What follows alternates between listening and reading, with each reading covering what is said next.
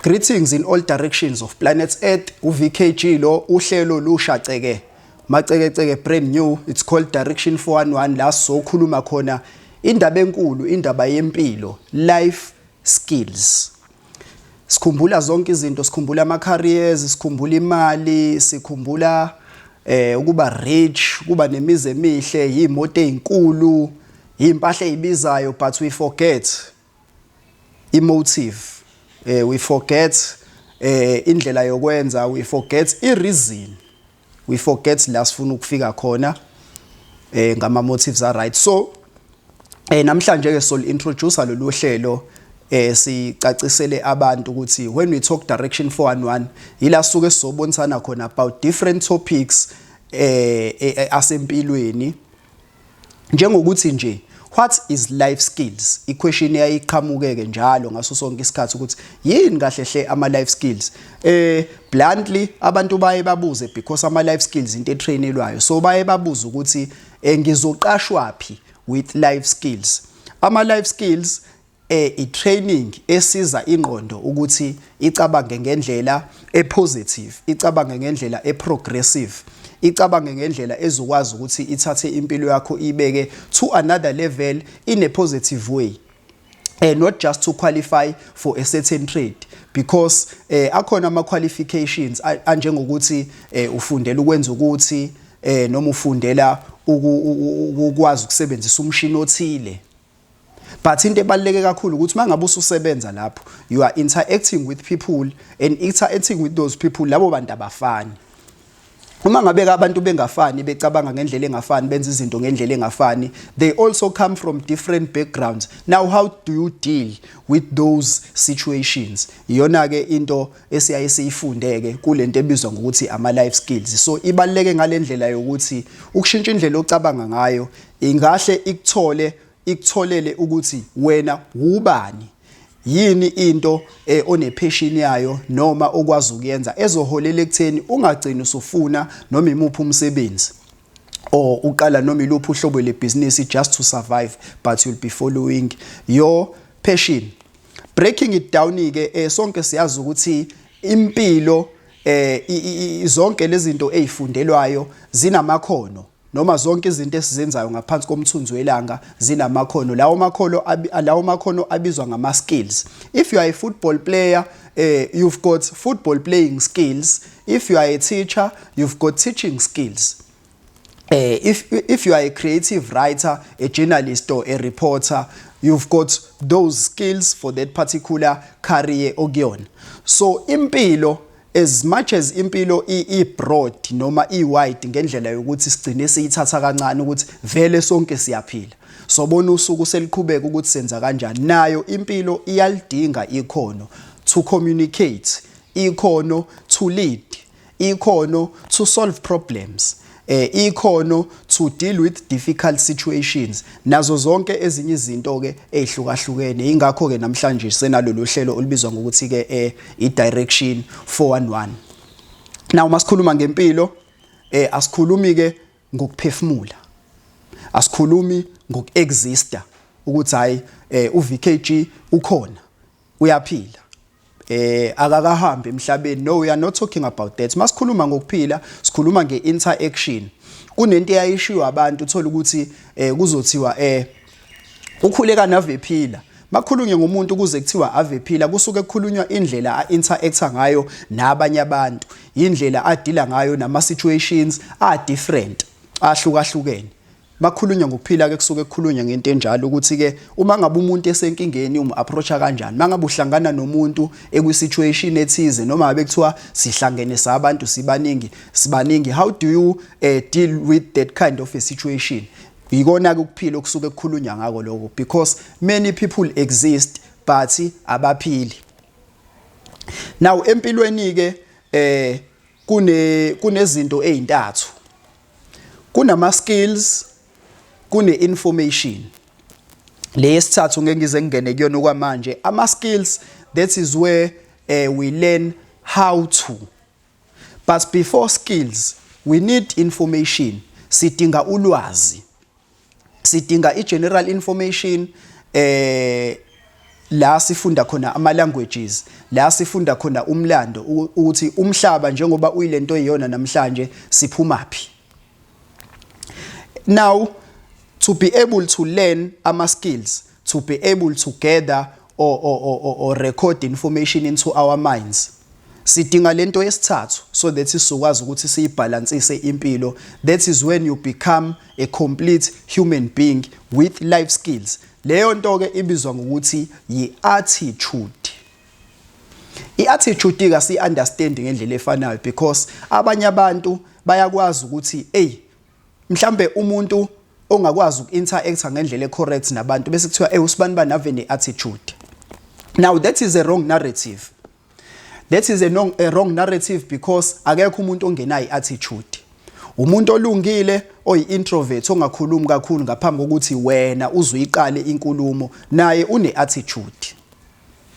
Nomuntu futhi o-hyperactive, o-talkative, ohlezi esparka i-conversation ngaso sonke isikhathi, ngisho kuthiwa ufica kuthulekile endlini, ngisho ngabe kuthiwa abantu babili noma bawu-50, akwazi ukuthi approach umuntu aqala i-conversation kusayi-attitude naleyo.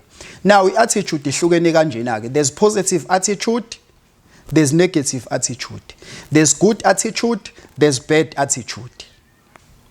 Ila kufanele sibe sesiyilungisa-ke i-attitude-ke ukuthi iba positive kanjani, iba good kanjani. Enye futhi i-misinterpretation ecishe ifane ne-attitude i-pride. Uyaye uthola ukuthi kuthiwa umuntu une-pride as if i-pride is a wrong thing. I-pride is not wrong.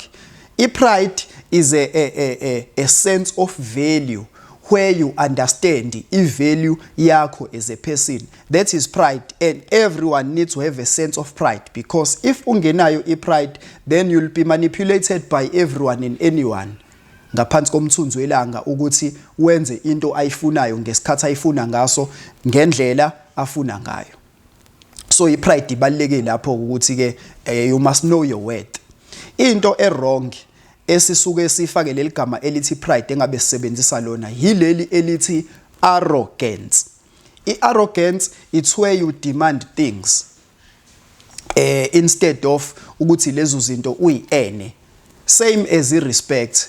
I-respect does not have to be demanded or forced, but it needs to be earned.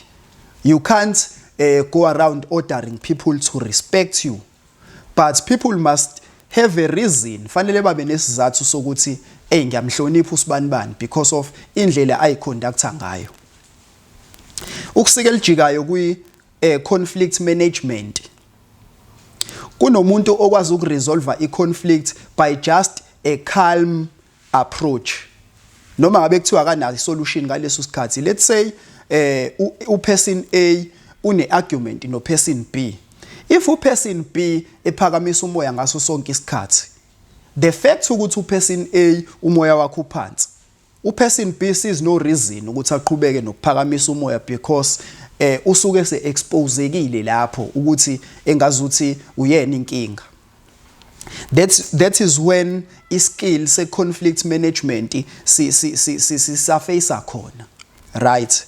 So ilapho ke kugcina sekurespecteka khona uperson A ukuthi uyakwazi ukunderstand ukuthi okay i-situation ka-person B before i-behavior yakhe ikanje, i-background ka-person B before i-behavior yakhe ikanje. That is why kufanele mina ngim-approache ngale ndlela. You approach a foolish person with respect. They don't have any more power or strength ukuqhubeka ne-arrogance because wena usumbithe ngokum-approacha ngendlela abekade engayilindele, right? So that is one of ama-life skills lawa esizobe sikhuluma ngawo in future episodes of i-Direction 411. Before I go any further, ake ngikukhumbuze noma ikephi la ubuka khona lolu hlelo ukuthi ke usubscribe kwi channel yethu iTake2 TV and also press that notification bell so that noma ingasiphi isikhathi makukhona uhlelo oluphumayo under Take 2 TV, you'll be the first one to know. Also follow us kona wonke ama social media platforms, ulike inhlelo zethu, uphinde futhi uyishare nabangani bakho through ama links.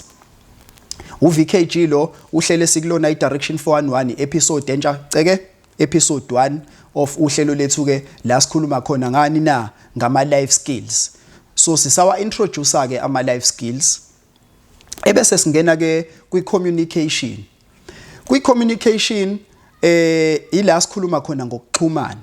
Masikhuluma ngokuxhumana kuxhumana more than one person, kusho ukuthi abantu ababili and more la besuke be-exchange khona ama-messages. Kwi-communication kunomuntu othumelayo, kunomuntu owamukela umyalezo, phecelezi i-message.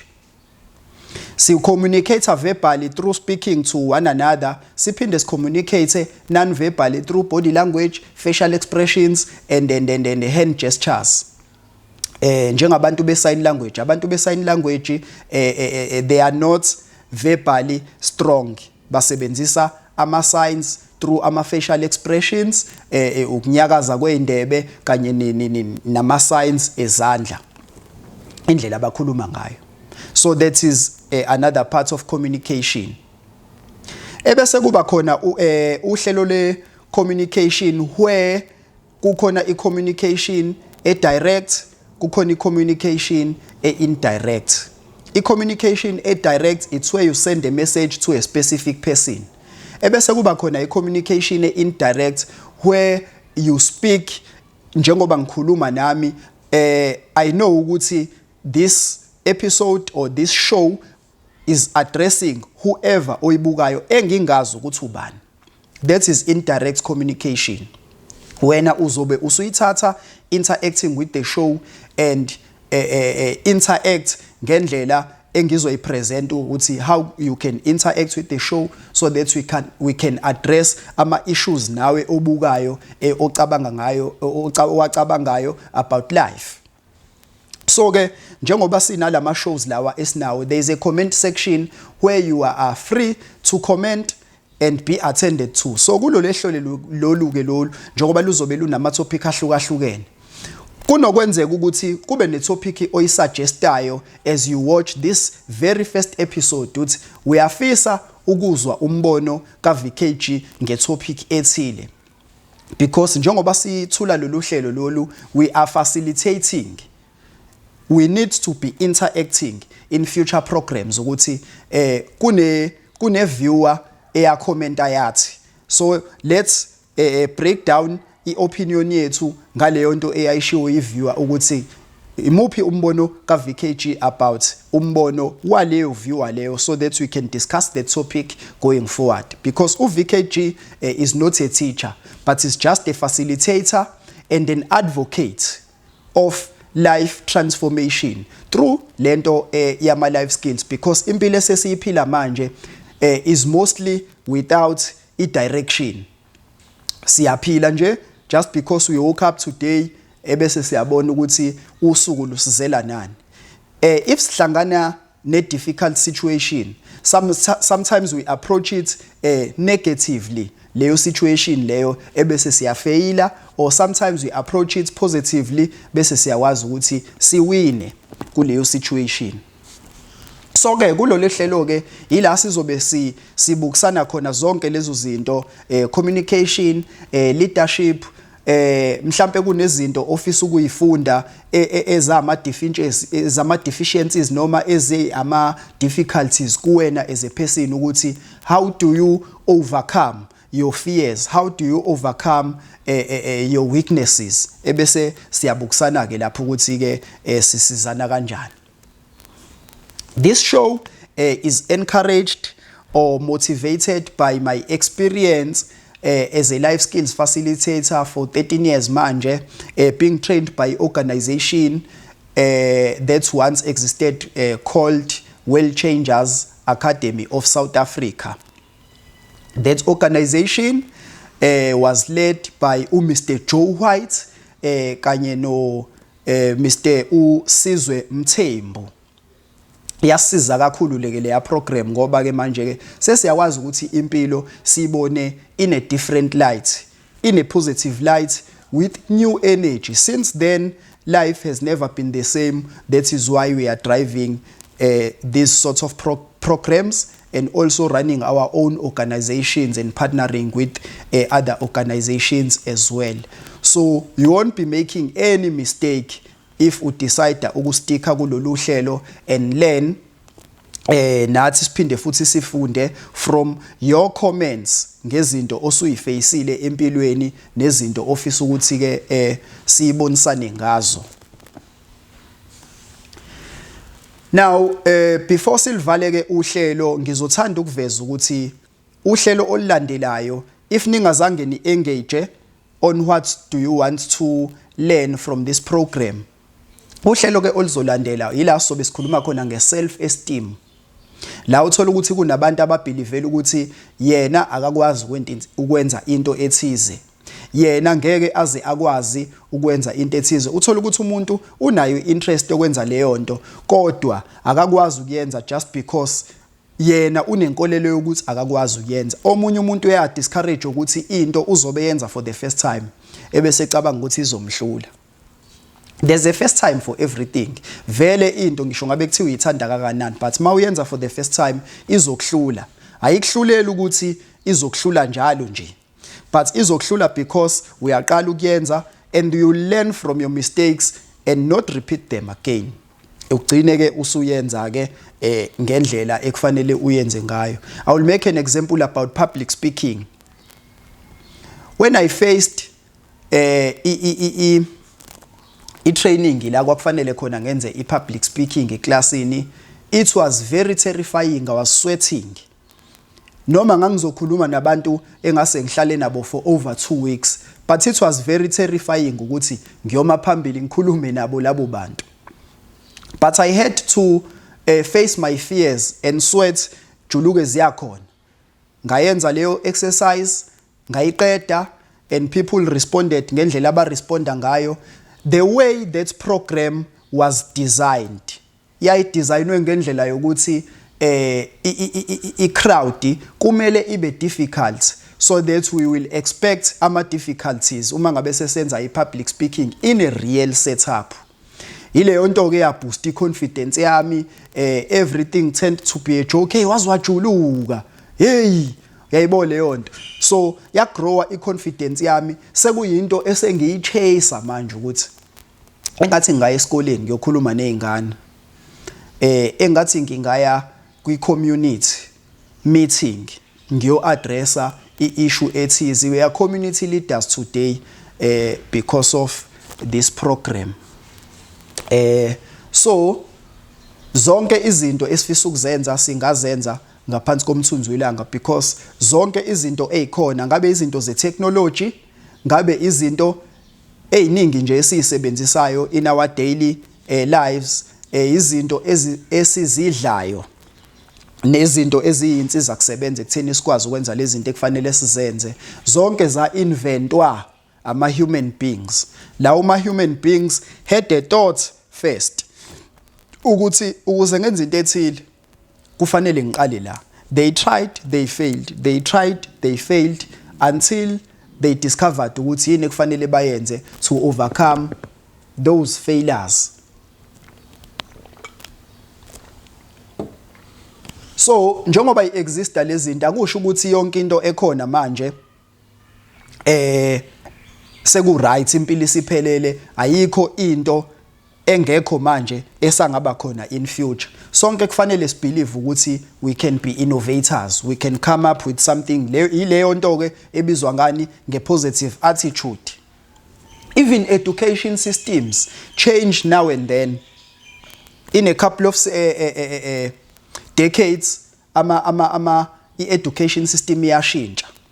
Abantu abadala abazala thina bathi bafunda iRoyal. Asazi ukuthi kwakwenzakalani kwiRoyal. There were fewer careers. Some were learning or going to school to become teachers. They were going to school to become administrators. were going to school to become doctors, police officers, lawyers and so forth. Namhlanje there are a number of new careers akhona. There are careers in sports, there are careers yokudala isports sasivele senziwe nje ngendlela esasenziwa ngayo with minimal training. Manje kune sports science, manje kune sports management, manje kune sports administration. Careers have evolved. Ukushuthwa kwefilimu kudala, if we have to take an aerial view of a certain scene, kwakusetshenziswa ama helicopter. Kuleyo helicopter kwakudingeka ipilot ezoshayela ibhanoyi engahlangene nokushutha. Ebese kuzoba necamera operator ekwakufanele ibe semnyango webhanoyi ibambe icamera ishuthe phansi lapha kulapho la kufanele ishuthe khona. Today we have drones. Drones have cameras built in kuwona.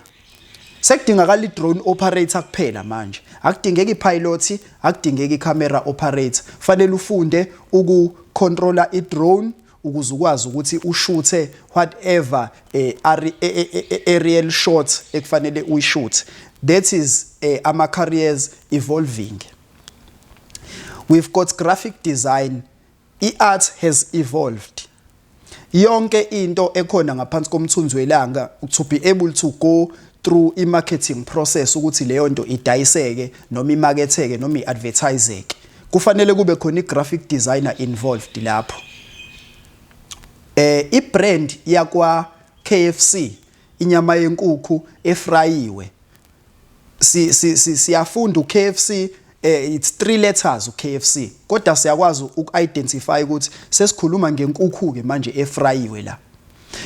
Before it was called fully Kentucky Fried Chicken. Ngesimo sokuthi ibisi marketed ngendlela abantu akade sebeyazi kakhulu. Uma sekuthiwa KFC, isithombe sika Colonel Sanders lesisidwetshiwe laphayana, ngisho ngabe kuthiwa awuboni uKFC, but uma ke wabona le ya portrait artwork edwetshiwe noma clip art ka Colonel Sanders, uyakwazi uku-identify ukuthi no, this is Kentucky Fried Chicken, this is KFC, this is iKhehla. Right. Ungazange ubone uKFC, ubone nje lesi yasithombe. uMcDonald's ubone lo ya M nje, usuyazi ukuthi sesikhuluma nge-fast food restaurant. So zonke lezo zinto ziyi-brand noma ziyi-branding ekwaziyo ukucommunicate kuwena as a person ukuthi nansi lento esikhuluma ngayo, ukwazi ukuyi-identify.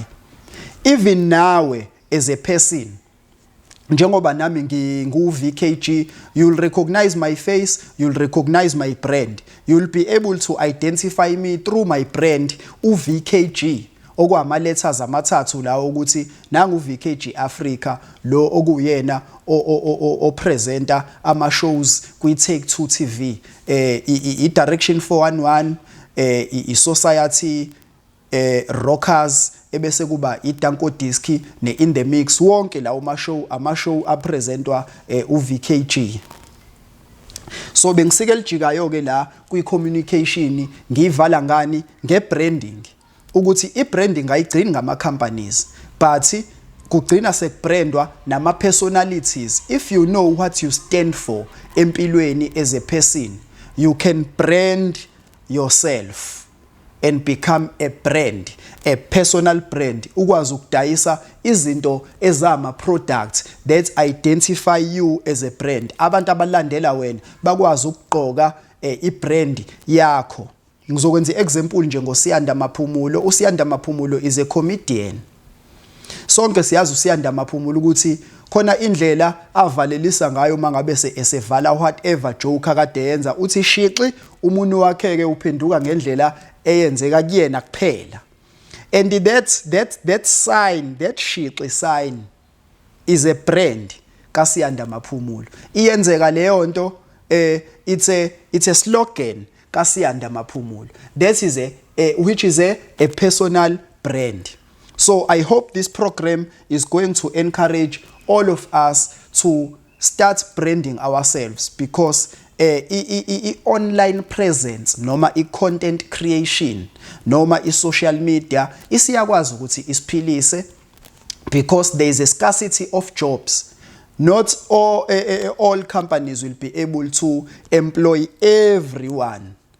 So kufanele sizame ukuthi sibe creative to start businesses, sibe creative to start content creation kulokhuzana kuma social media platforms, so that sizokwazi ukuthi siphilisane ke sabantu.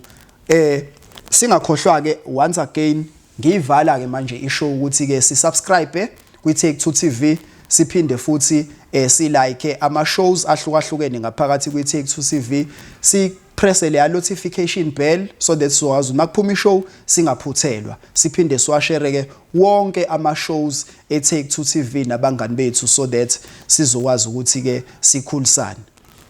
This is uVKG bowing out from ishow yethu esibiza ngokuthi Direction 411. Commenta ke la ukwazi ukuthi ushare i-opinion yakho about this show.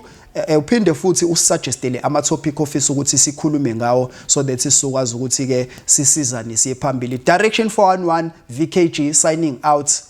Siyabonga.